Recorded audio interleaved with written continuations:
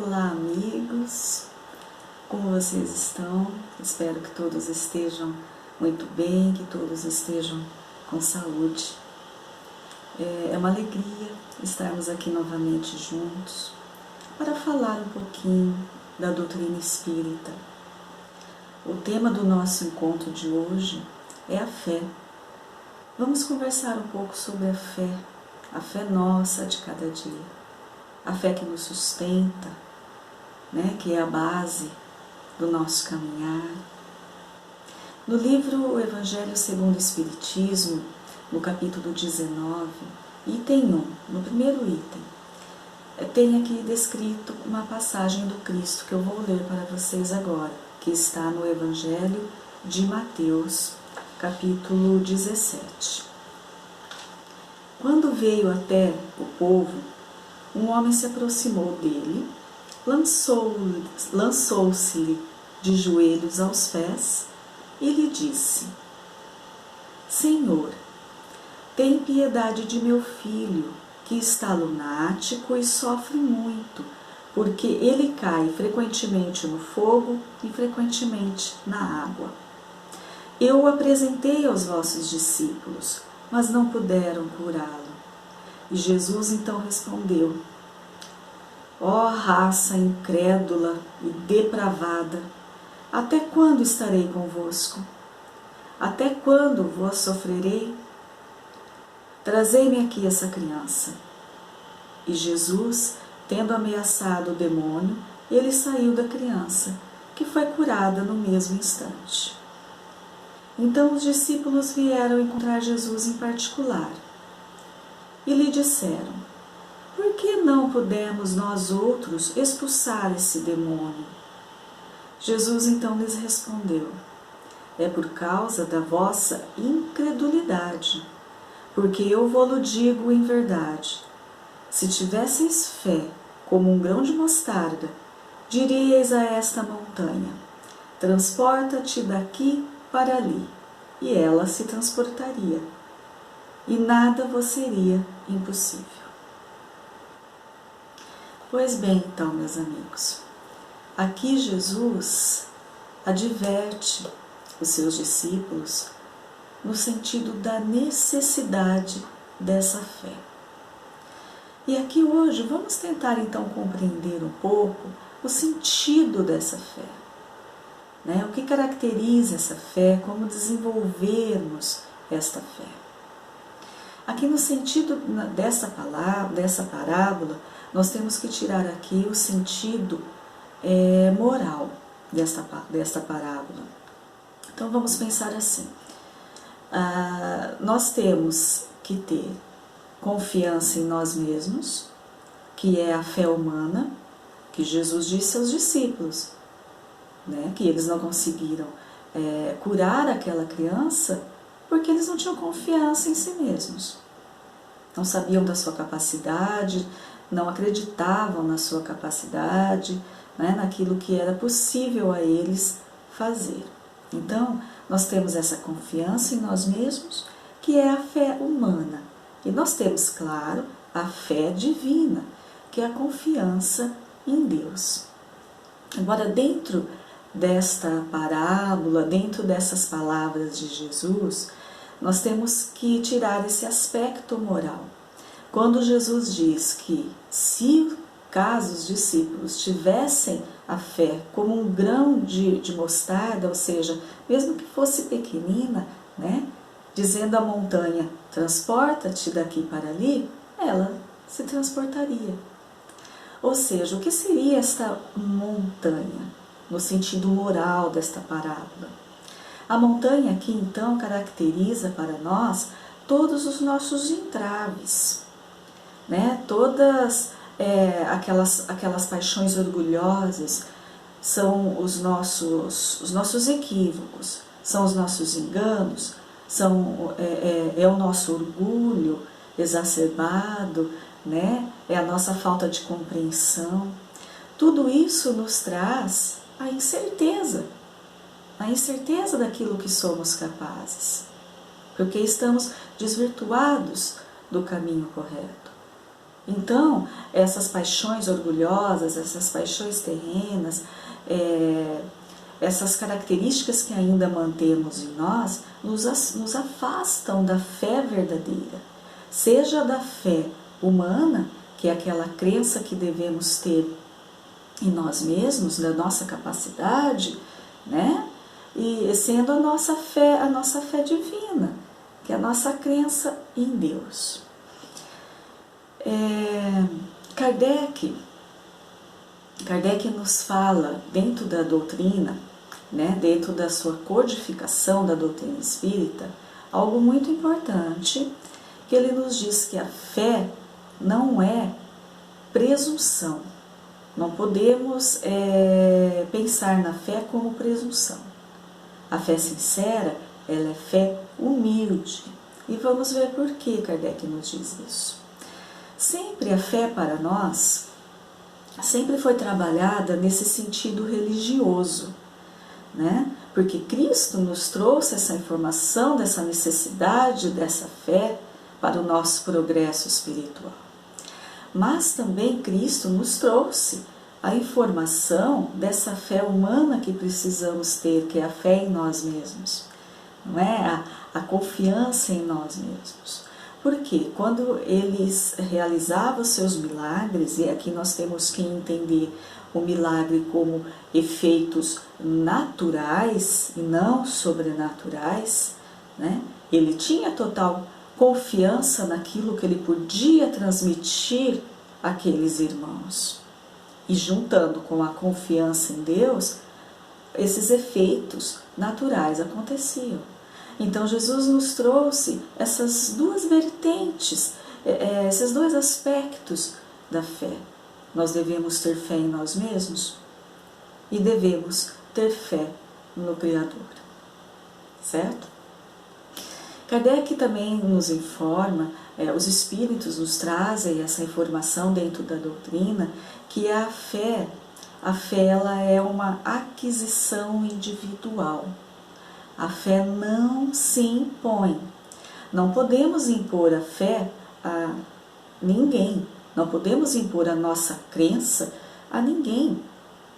Todos nós temos a nossa liberdade de crença, a liberdade de acreditar naquilo que queremos, não é? Naquilo que correspondem ainda ao nosso entendimento.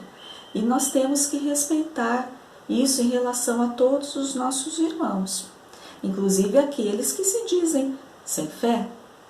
Então nós temos que respeitar.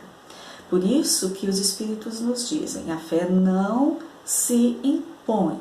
A fé é uma aquisição individual, é um trabalho íntimo do Espírito. E cada qual no seu tempo de compreensão, no seu tempo de entendimento, certo? Por isso que Kardec nos diz que a fé, ela não é presunção. Nós não podemos ter a presunção de que somos melhores que qualquer outro por conta da nossa fé, né? Nem a presunção de impor a fé a alguém. A fé vem através dessa aquisição individual, através do trabalho do Espírito, do que ele busca de entendimento e do trabalho desse Espírito em relação a isso. Então isso é muito importante, termos isso, né? Na nossa consciência, na nossa mente, de que a fé é individual e cada um tem direito de tê-la como achar melhor. Kardec nos diz também que não cabe à fé vir até nós. A fé não vem até nós. Nós é que através da nossa busca, do nosso entendimento, do nosso trabalho, nós é que vamos ao encontro dessa fé.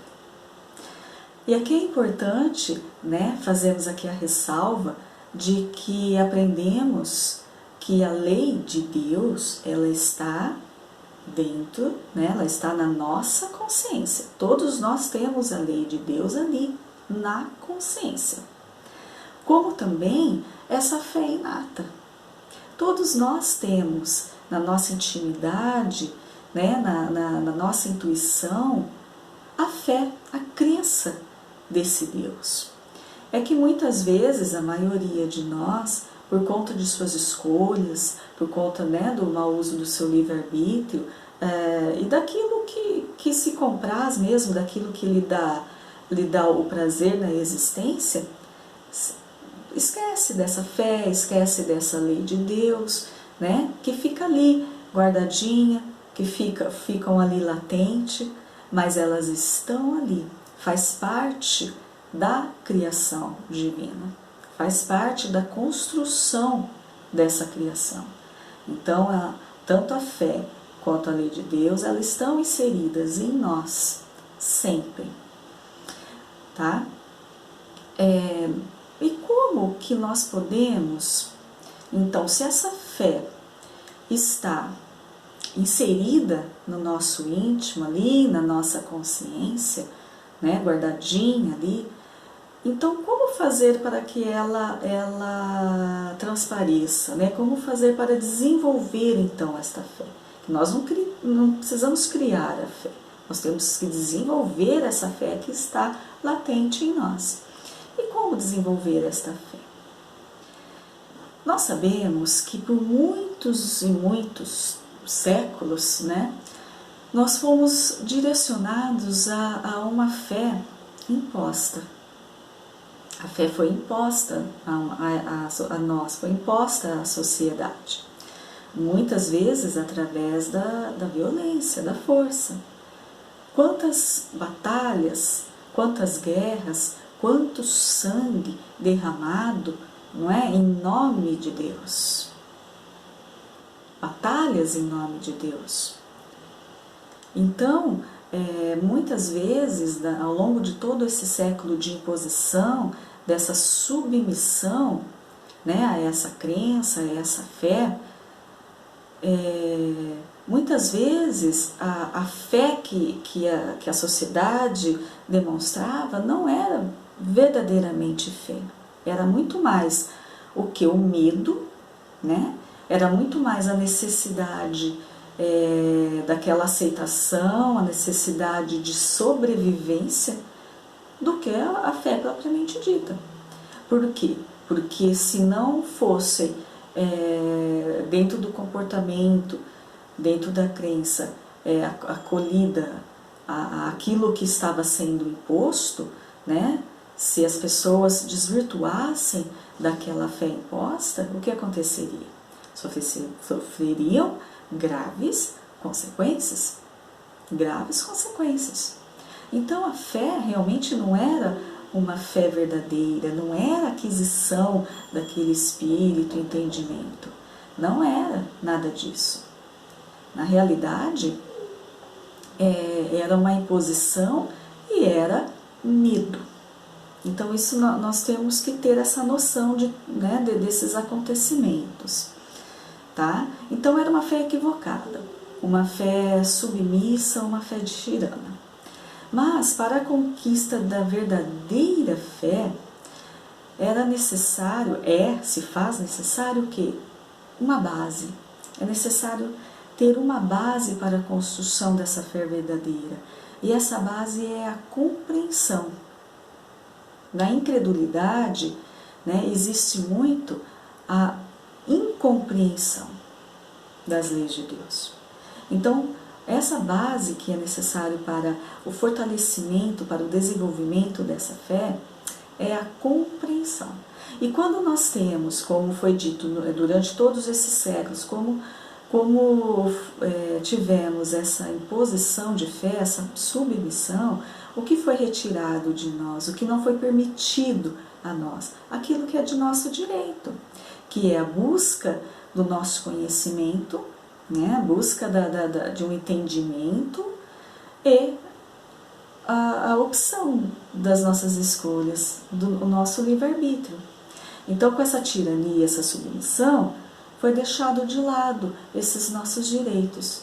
E sem esses direitos observados, sem que o espírito possa se fazer valer desses direitos, não é?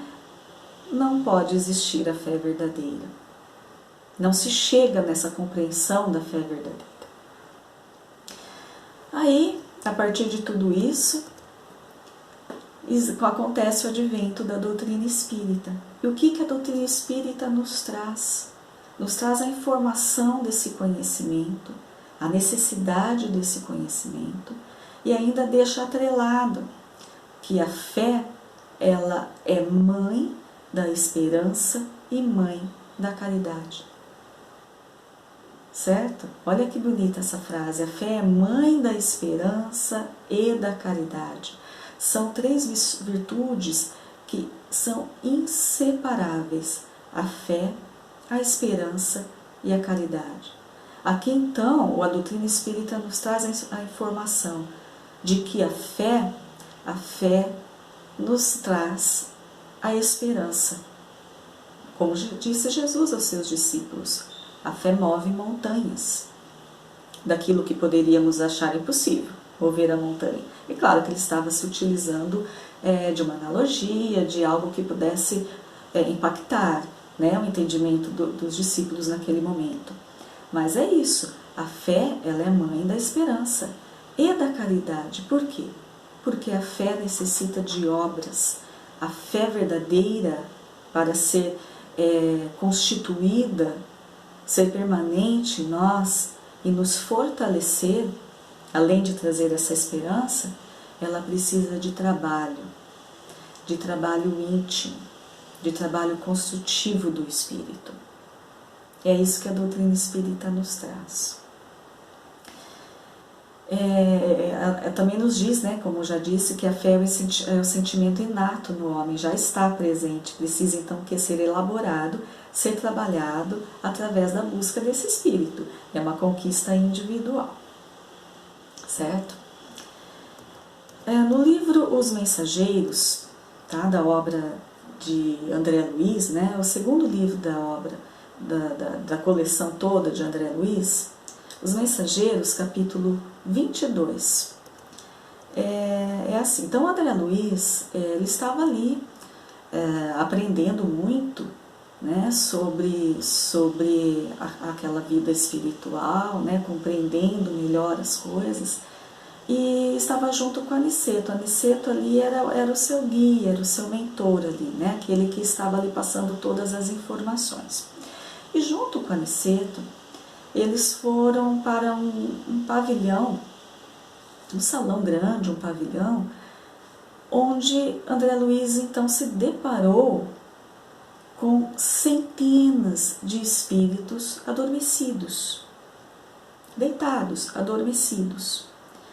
Aquilo deixou André Luiz meio que perplexo, sem compreender a necessidade daquilo que faziam essas centenas de espíritos adormecidos. E ele percebeu algo ainda que o deixou mais confuso. Poucos estavam realmente com uma expressão, com a fisionomia de quem estava descansando, de quem estava dormindo. A maioria ali estava com palidez cadavérica, estava com os olhos abertos, vitrificados, com uma verdadeira expressão de múmias. Foi a expressão que André Luiz relatou no livro. Eram múmias adormecidas ali. E aquilo deixou André Luiz, então, curioso para entender o que estava acontecendo ali e por que daquela condição daqueles espíritos. E Aniceto, então, como seu instrutor, né, do momento, explicou que aqueles espíritos estavam ali porque viveram estagnados. Vamos ler então as palavras de Aniceto, que é importante que a gente leia para a nossa compreensão total. Então Aniceto assim respondeu, né, ao questionamento de André Luiz do porquê daquela situação. Dormem porque estão magnetizados pelas próprias concepções negativistas. Permanecem paralíticos porque preferiram a rigidez ao entendimento. Mas dia virá em que deverão levantar-se e pagar os débitos contraídos. Em seguida conclui: A fé sincera é ginástica do espírito. Quem não a exercitar de algum modo na terra, preferindo deliberadamente a negação injustificável, encontrar-se-á mais tarde sem movimento. Semelhantes criaturas necessitam de sono, de repouso profundo, até que despertem para o exame das responsabilidades que a vida traduz. Ter fé é guardar no coração a luminosa certeza de Deus, certeza que ultrapassa o âmbito da crença religiosa, fazendo o coração repousar numa energia constante de realização divina da personalidade. Conseguir a fé é alcançar a possibilidade de não mais dizer eu creio, mas afirmar eu sei, com todos os valores da razão tocados pela luz do sentimento. Que explicação maravilhosa do instrutor Aniceto. Então aqui o que Aniceto quer passar para André Luiz e também trouxe para nós? Que aqueles irmãos que não buscam o entendimento para que o trabalho não apareça para eles, então por vontade própria, por vontade, preferem ficar na incompreensão, na ignorância, não querem desenvolver esta fé, esse entendimento, este trabalho, porque, como diz Aniceto, a fé é ginástica, a fé sincera é ginástica do espírito. Então o espírito trabalha nesta fé. Esses irmãos que preferem viver nessa ignorância, eles estão dormentes na vida terrena, estão como paralíticos na vida terrena, é esse o termo que ele usa, que Aniceto usa. E também quando no mundo, na vida espiritual, ficam como essas múmias que André Luiz relatou. Estão dormentes, estão estagnados. Mas acontece que a evolução, ela é necessário que aconteça, o progresso virá sempre.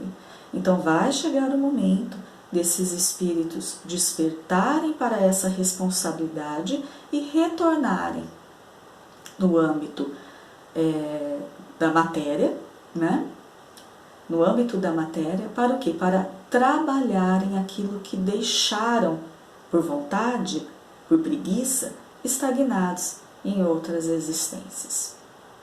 Então, olha a nossa responsabilidade, a importância dessa fé, mas ele deixa muito claro também aqui para nós esse texto. Não é só a fé no sentido religioso, é a fé que abrange, que extrapola esse sentido religioso. É a fé no maior, é a fé no trabalho, é a fé na comunhão com o irmão, no entendimento do próximo. Tudo isso é fé, tudo isso é trabalho, é ginástica do espírito. Essa é a fé sincera, porque a fé que não é sincera, ela não vai muito além, Ela não vai muito além na vida do espírito. Ela se quebra em muitos momentos, dificultando a vida do espírito. Então, Aniceto aqui nos diz da fé sincera. E olha a situação que encontram esses irmãos que já estão no plano espiritual e deixaram para trás todo esse trabalho. Não se permitiram o desenvolvimento nesse sentido. Então eles estão estagnados, dormentes e, claro, recebendo ali o auxílio. Todos estão ali, inclusive eles estavam ali para auxiliarem esses irmãos, até o despertar para essa responsabilidade. Então, nós temos, e isso a doutrina espírita nos traz, como Jesus sempre nos trouxe perfeitamente, e não só pelas suas palavras, pelos seus exemplos, que a fé sem obras é fé morta. Ela não é a fé verdadeira. Jesus ele não trouxe apenas para nós esse sentido da fé verdadeira, da fé necessária, com as suas palavras, com todas as suas parábolas, com todos os seus ensinamentos. Não, Jesus trouxe para nós a fé exemplificada e experienciada. Ele viveu esta fé em todas as suas atitudes. em todos os seus atos. E essa fé, como aprendemos aqui também nas palavras de Aniceto, no livro Os Mensageiros, a fé de Jesus, ela ultrapassava só esse aspecto religioso. Era a fé humana, era a fé divina, era a fé completa, era a fé verdadeira. E é isso que nós temos que buscar, é isso que nós temos que correr atrás para o nosso desenvolvimento. Não podemos viver como os dormentes do livro Os Mensageiros. Porque esses irmãos não estão apenas dormindo ali, eles estão dormindo propriamente dito, mas eles ficaram dormentes nas suas experiências de vida. Aqui nós estamos, na matéria, nessas experiências, nós estamos aqui por um único objetivo: crescermos, evoluirmos. Somos espíritos em construção, em desenvolvimento de nós mesmos. Então nós temos que buscar esse entendimento, essa compreensão maior, extrapolar esses limites que ficamos às vezes muito circunscritos em limites apenas dentro dos conceitos da religião, né, dos seus dogmas, e nós já estamos, ou a maioria de nós, né, nós já estamos preparados para ampliar este entendimento, ampliar esta busca, né? Como disse aqui o Aniceto, que é essa certeza que nós temos que ter, que vem com a fé, que ultrapassa o âmbito da crença religiosa, fazendo o coração repousar numa energia constante de realização divina da personalidade. Vós sois deuses, lembra as palavras do Cristo? Nós somos. Confiança em nós, confiança no Criador. Nós somos capazes, nós temos tudo ao nosso alcance para desenvolvermos esta fé sincera que irá alavancar a nossa evolução. Por quê? Porque nos trará o sentido exato da nossa responsabilidade diante da vida e diante daqueles que estão à nossa volta, diante da humanidade. Então, essa fé sincera vai, além de vir com esse conhecimento importantíssimo, vai nos ampliar esse conceito de humanidade, esse conceito de irmãos, né? E isso é muito importante, é isso que é necessário para a nossa construção. Então, que não fiquemos dormentes, que não fiquemos estagnados na nossa vida. Vamos aproveitar cada oportunidade de entendimento e demonstração dessa fé sincera. Vamos nutri-la em nós e desenvolvê-la em nosso íntimo, porque é para o nosso progresso e aqueles que estão à nossa volta, no sentido do nosso auxílio e no sentido da nossa exemplificação. Então, isso é muito importante. Aqui na Epístola de Tiago, né, no Novo Testamento, na Epístola de Tiago, capítulo 18,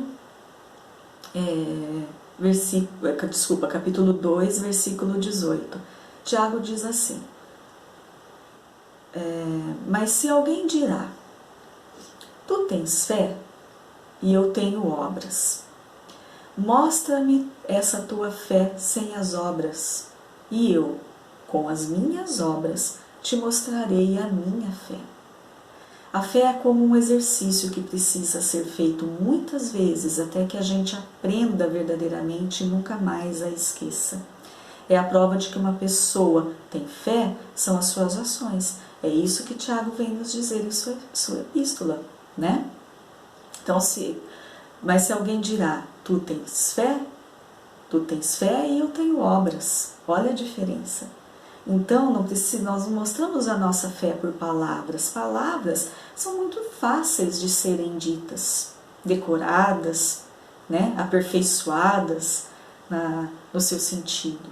As palavras saem facilmente. Agora, o que é necessário e exige verdadeiramente esforço são as nossas ações, são as nossas obras. E elas vão nos dizer a fé que já atingimos. São através das nossas obras.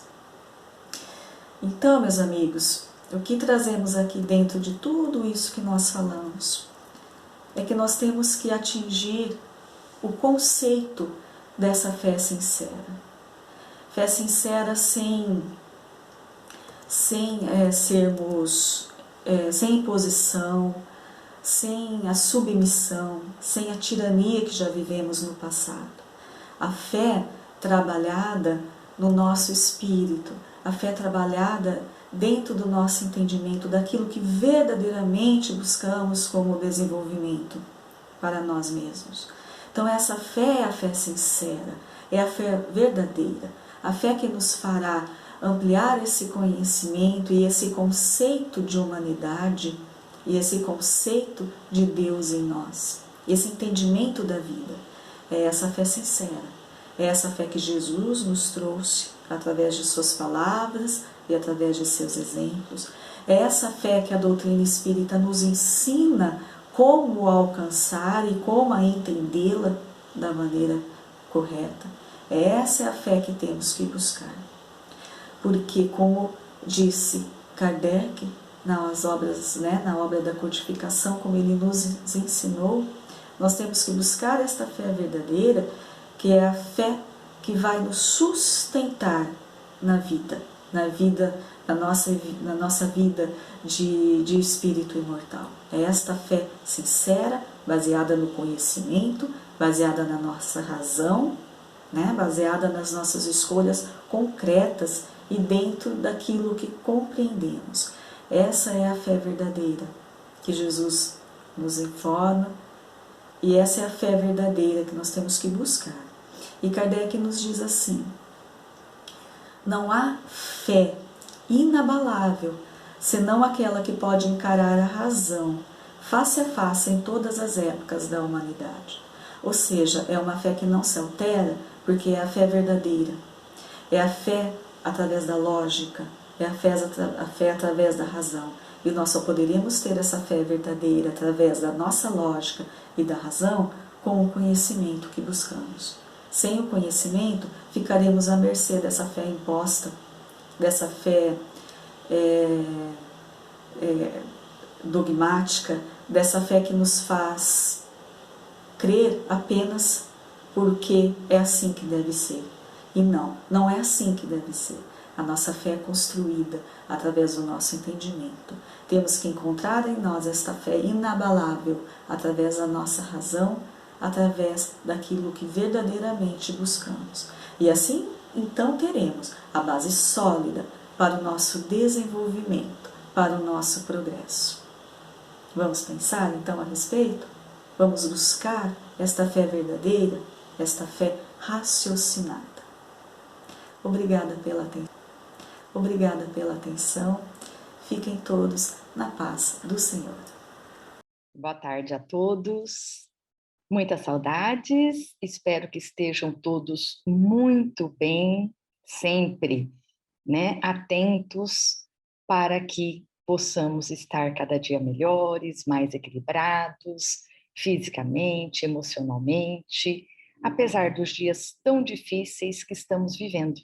É preciso que nós estejamos em boa sintonia, que estejamos bem.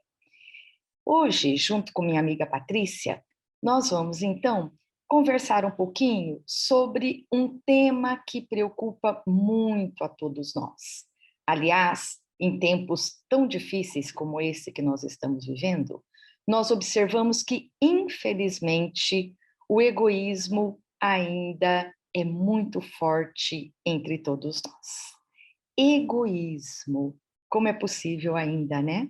Jesus esteve conosco há mais de 2000 anos, nos trazendo a lição tão importante do amor, e nós observamos que ainda somos tão egoístas. Então, vamos falar um pouquinho sobre o egoísmo, vamos destrinchar um pouquinho, essa palavra, esse sentimento, para refletirmos e nos policiarmos ainda mais sobre ela.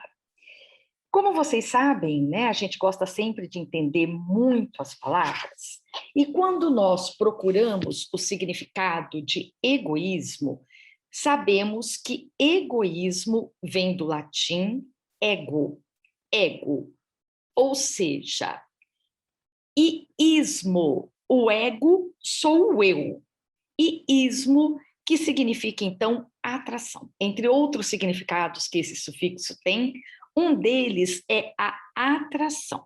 Portanto, egoísmo seria a atração por si mesmo, achar que só o que é seu está certo, só você está certo, só você deve estar bem. Esse é o egoísmo. Então, é aquele que vive para si mesmo, não tem interesse, vontade ou maturidade para entender que o outro é feito de relações, o mundo é feito de relações, idas e vindas, caminho de mão dupla. Além de mim, existe o outro. Então, o egoísta é aquele que não consegue enxergar o outro. Nós entendemos muito bem essa relação egoísta. Muito bem. Quando nós pensamos, quando nós vamos ao dicionário, é interessante que o dicionário diz assim para a gente: não tem interesse, vontade ou maturidade. Será que é isso que nos falta? Será que nos falta maturidade, realmente, para entendermos cada vez mais que existe o outro, a quem nós precisamos respeitar?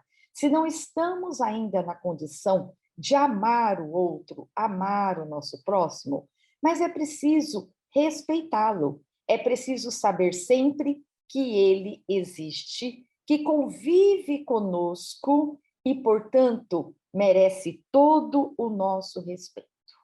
O egocentrismo, outra palavrinha aí que vive à nossa volta. Então, o egocentrismo, nós sabemos, então, o ego, e o centro de centrismo é exatamente o centro, ser o centro, achar-se no lugar principal de todas as coisas, achar-se que se é o centro de todas as coisas. Então, o egocêntrico age exatamente dessa maneira. E por incrível que pareça, nós temos vários estudos que relatam que não só os seres humanos são egoístas, muitos animais também são. E os cientistas sempre defendem a ideia de que o egoísmo pode ser entendido também como uma forma de sobrevivência. Sim, eu tenho uma comida na natureza, eu vou guardar essa comida porque é para a minha sobrevivência. Os animais, muitos deles agem dessa maneira. Mas será que nós precisamos agir dessa maneira, sim? Alguns cientistas usaram como exemplo o filme Titanic. Lembram-se do filme que é baseado em fatos reais? No filme Titanic, nós sabemos que não havia barcos salva-vida para todos. Então, somente as mulheres e as crianças poderiam se salvar. Estudando esse caso, os cientistas começaram a perceber que havia algo estranho, pois se eram só as crianças e as mulheres que deveriam tomar aqueles barcos que os salvariam, por que muitos marinheiros e passageiros se vestiram de mulheres para também serem salvos? Interessante, né? Então, vários deles se vestiram com as roupas femininas para que fossem salvos também. Então, na perspectiva dos cientistas, é essa questão da sobrevivência que faz com que, muitas vezes, nós sejamos tão egoístas. Alguns cientistas chegam a dizer que os heróis são incompetentes, são burros, pois muitas vezes contrariam o instinto humano e perdem a sua vida para salvar a vida do outro. Nossa, mas o que eles diriam, então, sobre a bondade de um Gandhi, sobre o heroísmo de um Tiradentes, sobre Jesus Cristo, sobre tantos heróis que nós temos, verdadeiros heróis, que deram a sua vida para salvar a tantas pessoas? Então, é preciso que nós reflitamos muito sobre isso. É uma lei de sobrevivência? É, tá? É uma lei de sobrevivência. Mas, além da sobrevivência, vai muito além. Não podemos nos esquecer, em momento algum, de que nós somos seres bem mais evoluídos do que os animais. Nós já passamos por todos esses reinos e hoje estamos no reino da evolução, digamos aqui, assim. Estamos aqui todos para aprendermos, para evoluirmos, para sermos melhores a cada dia. Então, eu gostaria de resgatar uma palavrinha que é o oposto do egoísmo, que é o altruísmo, né? Porque o altruísmo, tá? É esse altruísmo que faz com que nós pensemos no outro acima de tudo.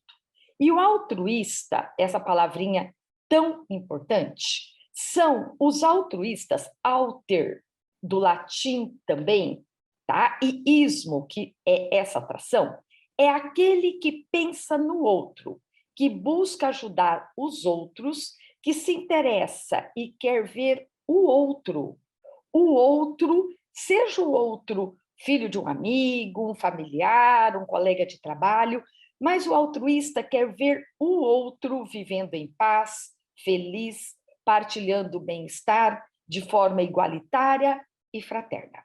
Então, eu acho que é muito importante que nós sempre façamos essa comparação e façamos a nossa escolha, o nosso policiamento no dia a dia. Qual é a nossa atitude?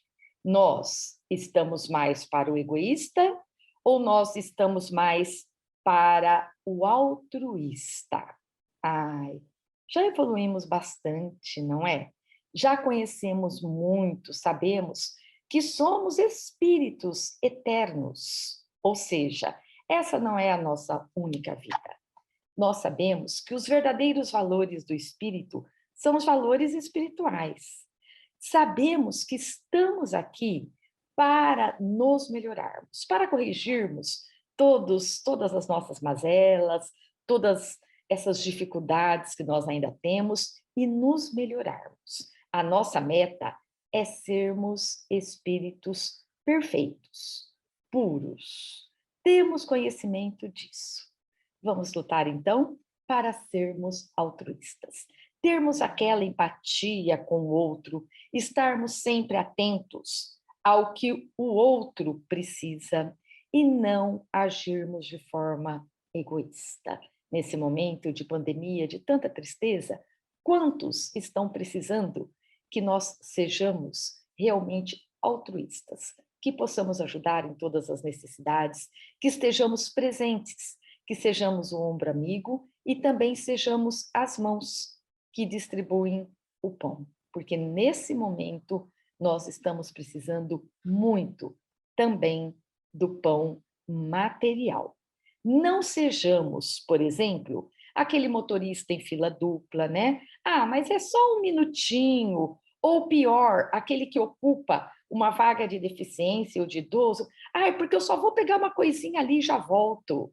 Não sejamos nós aquele que procura furar uma fila no supermercado, né? Por quê? Porque eu estou com mais pressa. Ou aquele que prende o elevador no seu andar, chama o elevador e prende o elevador enquanto está conversando com alguém dentro da sua casa e segurando o elevador por 10, 15 minutos. Muito pelo contrário. Sejamos sempre aqueles que ajudam, aqueles que, em qualquer atitude, pensam primeiramente no outro, tá certo? Vamos estar cada vez mais atentos. Precisamos ser felizes, ok? Queremos a felicidade. E a felicidade, nós sabemos que é a nossa bem-aventurança. Mas nós queremos essa bem-aventurança, essa felicidade aqui, enquanto estamos encarnados, né? Então, nós podemos colaborar com ela. Colaborar, sim, para que todos nós nademos numa só direção.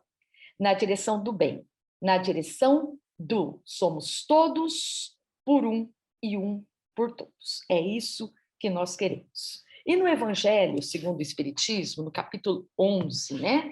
Capítulo 11, esse capítulo que é tão importante para nós, afinal, é a lei do amor. Neste capítulo, sobre o amor né? Amar o próximo como a si mesmo, o amor como o maior mandamento, a lei do amor. Nós temos aqui o item 11, que é inclusive um item de autoria, né, cujo espírito protetor foi Emmanuel, Paris, 1861. E ele nos diz assim: o egoísmo, esta chaga da humanidade, deve desaparecer da Terra, cujo progresso moral retarda. Claro, né? Como é que vai haver progresso moral? Como é que nós vamos transformar esse nosso planeta num mundo de regeneração, num mundo um pouco melhor, com mais amor, mais altruísmo, se ainda temos os egoístas, né? Temos aqueles que estão furando fila para tomar vacina, temos aqueles que estão se aproveitando do dinheiro público em benefício próprio. Como é que o nosso planeta poderá ser um mundo de regeneração assim? O Evangelho vem, então, nos alertar. Isso, o egoísmo, retarda o nosso progresso moral. E é o egoísmo o objetivo para qual todos os verdadeiros crentes, crentes que ele quer dizer aqui, são aqueles que acreditam realmente no progresso, no cristianismo, no amor ao próximo. Então, todos que cremos nisso, né, devemos dirigir nossas armas, nossas forças e nossa coragem. Digo coragem porque é preciso mais coragem para vencer a si mesmo do que para vencer os outros. Que cada um, pois, coloque todos os seus cuidados para combatê-lo em si, porque esse monstro devorador de todas as inteligências, esse filho do orgulho, é a fonte de todas as misérias do mundo. Realmente é a fonte de todas as misérias do mundo. Se nós não fôssemos tão egoístas, se nós soubéssemos repartir, se nós pensássemos no outro além de a nós mesmos, logicamente, não haveria fome. A doença seria amenizada, porque todos nós nos ajudaríamos. Que mundo maravilhoso seria esse em que todos tivessem realmente direito ao pão de cada dia, direito a uma moradia digna, direito à educação e direito à saúde. Tudo isso está na nossa Constituição. Nós sabemos que na nossa Constituição os seres humanos têm esse direito, né? O direito à saúde, o direito à educação, o direito à moradia e o direito à alimentação. Mas esse direito tem sido cumprido? E o Evangelho vem nos falar exatamente sobre isso. Se cada um fizesse um pouquinho, se nós não nos preocupássemos tanto em guardar tantas riquezas, logicamente, já conversamos muito aqui sobre isso, né? Sobre a necessidade de sermos, né, cuidadosos para a nossa velhice, para não prejudicarmos ainda mais o Estado, a nossa família, termos nossa condição financeira. Para a nossa sobrevivência, é preciso que nós tenhamos os bens materiais, mas não é preciso que nós acumulemos, não é preciso o exagero. Então, onde há uma necessidade, devemos estar presentes. Em que é que eu posso ajudar? Onde é que eu posso ajudar? É 1 quilo de arroz? É uma palavra amiga? É pagar uma conta de luz? É comprar um remédio que estejam precisando? E como estão precisando? Principalmente nesse momento de tanta dor e tanta fome, né? A fome que é uma grande dor. A falta da saúde. Como estamos necessitados? Então, o Evangelho vem nos lembrar exatamente sobre isso. Quando nós nos cuidamos, quando nós nos policiamos, por exemplo, fazemos parte de um grupo. Todos nós fazemos parte de um grupo e logo, logo, esse grupo estará presencialmente juntos novamente, se Deus quiser.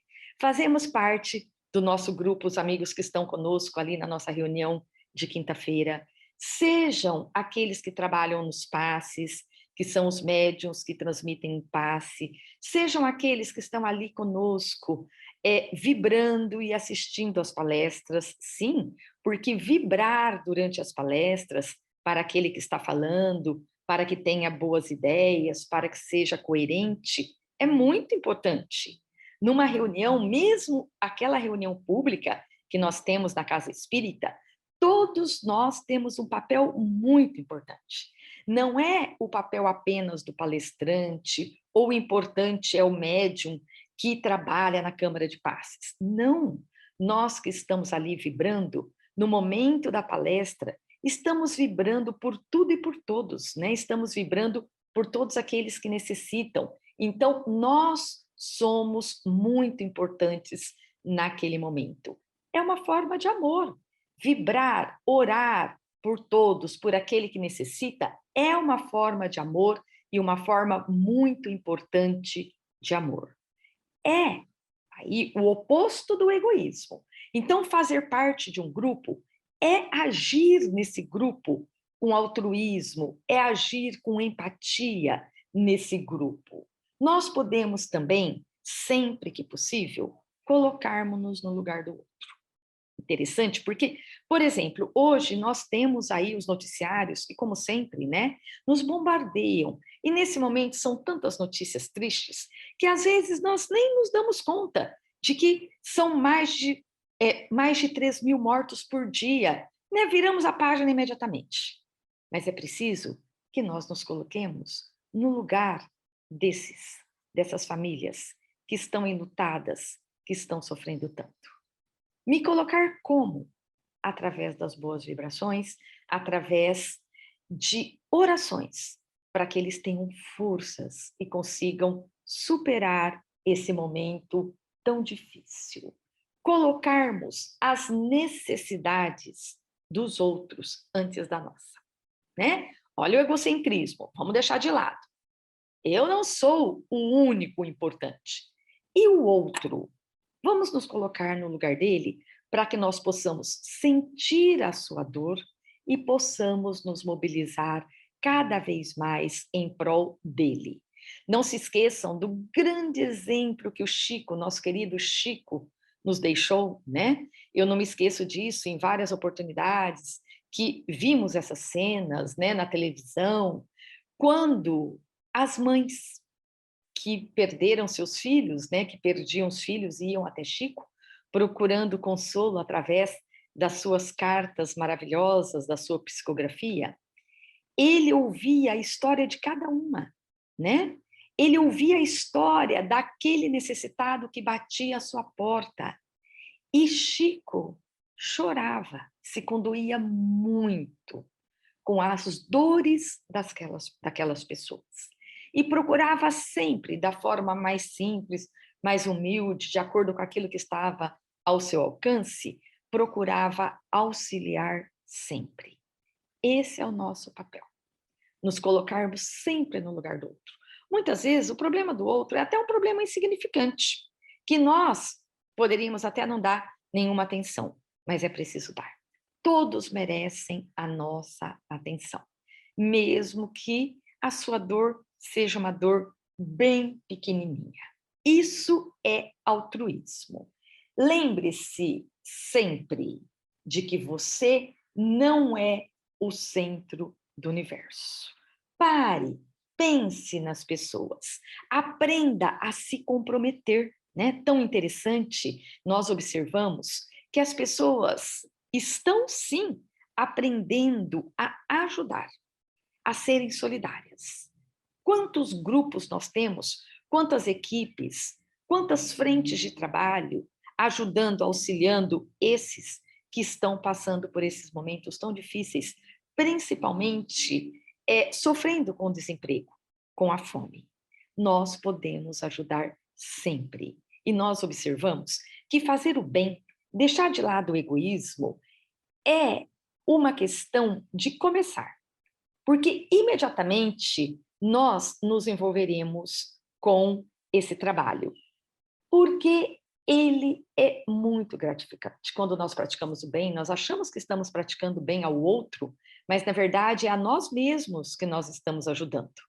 Porque é uma sensação tão gratificante, é uma sensação de tanta alegria que o bem é a nós mesmos que fazemos. Enquanto o egoísmo enche o nosso coração de tristeza. O egoísmo, o ato egoísta, ele nos envolve numa energia tão negativa que nos faz um mal incrível. Então é preciso virar essa chavinha, né? Vamos prestar mais atenção, vamos ser mais atentos, vamos ser mais cuidadosos com aqueles que estão nessa jornada junto conosco, né? O Evangelho sempre nos diz, a esse antagonismo da caridade e do egoísmo, a invasão dessa lepra do coração humano, que o cristianismo deve não ter cumprido ainda toda a sua missão. Olha que triste. Há mais de 2000 anos, Cristo esteve conosco, o cristianismo está conosco e ainda não cumpriu a sua missão. Por quê? Por nossa causa, né? Por conta do ser humano, que ainda não aprendeu essa lição.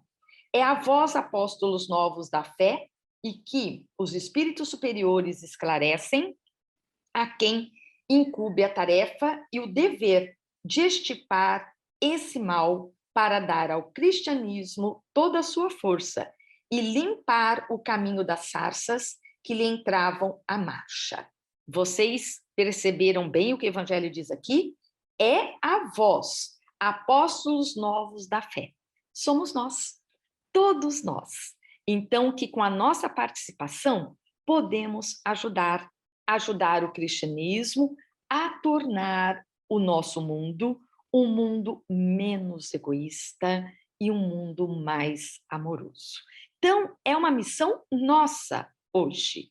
Então, na família, no meu grupo de trabalho, no meu grupo de amigos, é o meu dever tomar a frente, com atitudes ideais e não egoístas. Nunca atitudes egoístas.